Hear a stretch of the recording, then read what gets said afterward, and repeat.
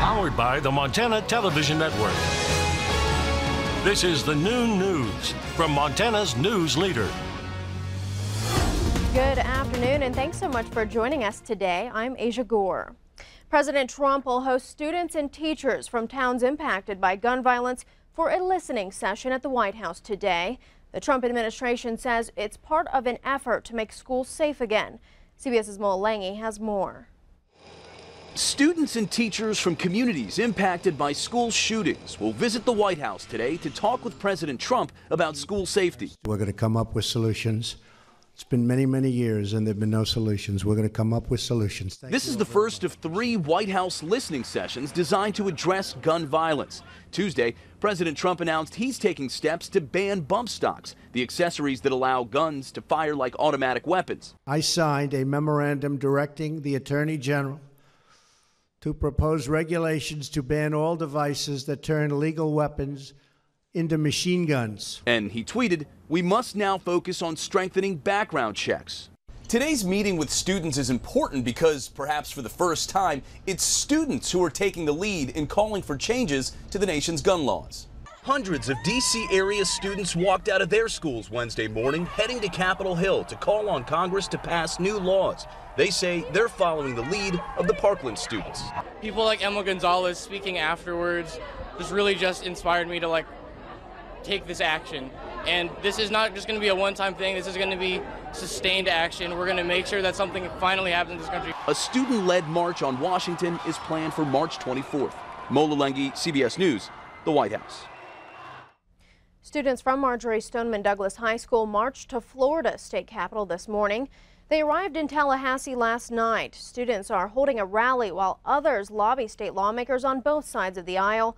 They want new gun laws to prevent mass shootings like the one that killed 17 of their classmates and teachers last week. Students across the country are planning walkouts to protest gun violence. A website tracking those walkouts shows just 2 planned for Montana, including Carroll College.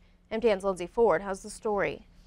The planned march at Carroll College is detailed on the womensmarch.com empowerment website. According to the website, it is part of the National School Walkout on March 14th. The event is 1 month from the day 17 students were killed in the Marjory Stoneman Douglas High School shooting. Organizers are calling students, teachers, and administrators to meet on the St. Charles steps at 10 a.m. for 17 minutes, 1 minute for each of the victims in the Parkland, Florida shooting. The goal of the National School Walkout is to demand Congress to pass tougher legislation to prevent gun violence at schools and neighborhoods. Attendees will sign letters and lawmakers urging them to take action. The Carroll College March was organized by Emily Larson. MTN reached out to Emily Larson and Carroll administrators. Both declined to comment at this time. Lindsay Ford, MTN News, Helena.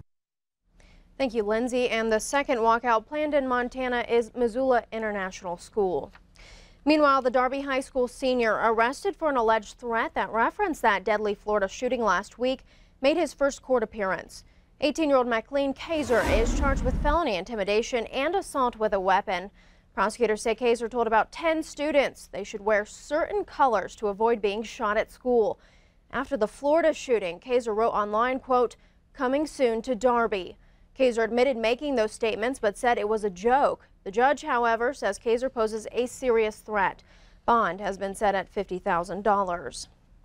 A Billings state senator wants to close a loophole in Montana law to help keep guns out of the hands of potentially dangerous people. Democratic Senator Margie McDonald proposed a bill that would ensure Montana's background check system includes everyone who's prohibited under federal law from buying firearms due to serious mental illness. Now, currently, Montana law does not share information about involuntary mental commitments with the National Instant Criminal Background Check System.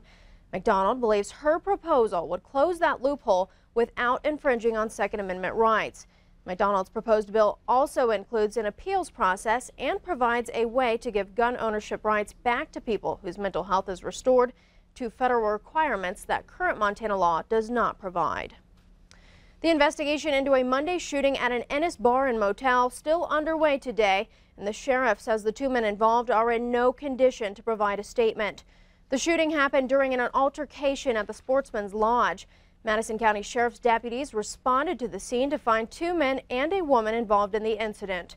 A 48-year-old man from Madison County was hospitalized for a gunshot wound to the chest, and a 57-year-old McAllister man was hospitalized for unspecified but serious injuries. The woman was arrested for interfering with the investigation, but is not a suspect. It's unclear what led to the shooting. A Fairfield man behind bars today after officials find drugs and an explosive device in his Teton County home. The Fairfield Sun-Times reports 37-year-old Stephen Johnson is facing multiple charges for possession of drugs and weapons. The 200 block of 3rd Street North was closed off Friday as officers moved in to investigate. Inside that home, authorities found evidence of methamphetamine. They also found a suspected explosive device, reportedly the type of explosive charge used in the mining industry. The school was briefly placed on lockdown during the arrest. Dozens of criminal drug cases in Yellowstone County now in limbo after police say an evidence technician admitting to stealing hundreds of pills from evidence. Now, that employee, identified as 38-year-old Roland Strezich, now out of a job. Strezich entered the position in 2016 after 3 years as a BPD clerk. She admitted to the theft last month and said she began stealing opioids from evidence in July of 2017. Strezich would search the database for cases involving opioids, then track down the evidence bag and remove the pills. Police say her actions went unnoticed because her duties actually include handling evidence, and it did not appear suspicious. Authorities say 138 cases involving 134 suspects or defendants are affected. Strezich is not in custody today, but may face charges. Well, search and rescue crews are back at it again, looking for the longtime Flathead Valley physician missing near Big Mountain since Saturday. Authorities say 62-year-old Dr. Jonathan Scott Torgerson of Columbia Falls is an experienced backcountry skier. The search is centered in an out-of-bounds area northeast of the Whitefish Mountain Ski Resort. High winds, snow, and low visibility have hampered search efforts significantly, both in the air and on the ground. The Nordic Ski Patrol, Two Bear Air Rescue, and other volunteers are all involved in the search.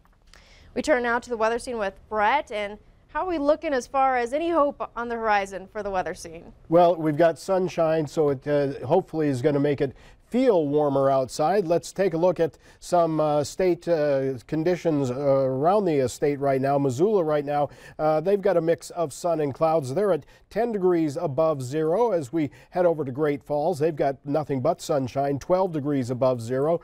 And in Helena, 4 degrees above zero. Still a little bit chilly there. And as we look here into the Billings area, we've got mostly sunny skies and 9 degrees above. So that sun is making it feel a little bit warmer, but it is still cold outside. We'll hold on to the cold for a little bit longer, and we'll have your complete forecast in just a couple of minutes.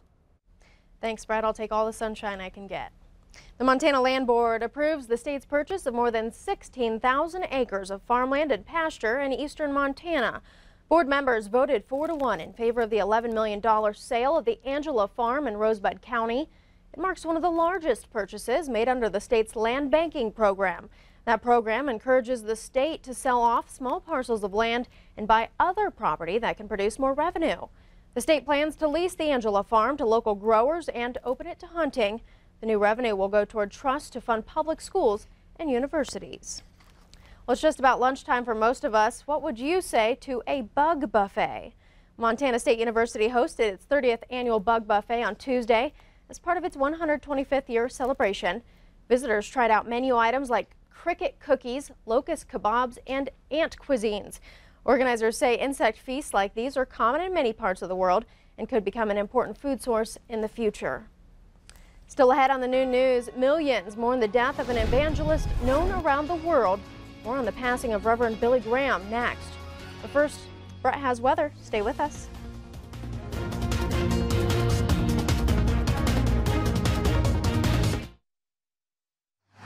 You're watching MTN News with Asia Gore, Storm Tracker weather with Ed McIntosh, and farm and ranch news from the Northern Egg Network. This is the Noon